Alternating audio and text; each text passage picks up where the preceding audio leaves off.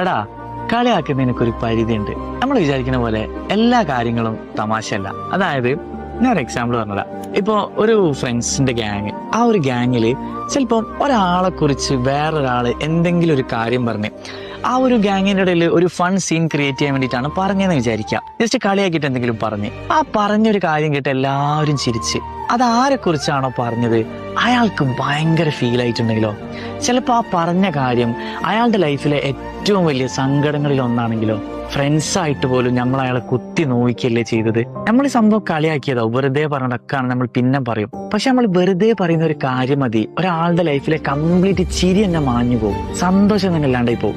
അയാൾക്ക് പിന്നെ ആ ഒരു ഫ്രണ്ട് സർക്കിളിൽ നിൽക്കാനുള്ള ആ ഒരു ഇഷ്ടം തന്നെ കുറഞ്ഞു വരും. അത് ചിലപ്പോൾ അയാളുടെ ലൈഫിൽ നടന്ന എന്തെങ്കിലും ഒരു പേഴ്സണൽ കാര്യമാകാം, അല്ലെങ്കിൽ അയാൾക്ക് ചിലപ്പോൾ ഫിസിക്കലി ഉള്ള എന്തെങ്കിലും ഒരു കാര്യമാകാം, ഒക്കെ ആകാം. അത് അനുഭവിച്ച ആളുകൾക്ക് അറിയാം എത്രത്തോളം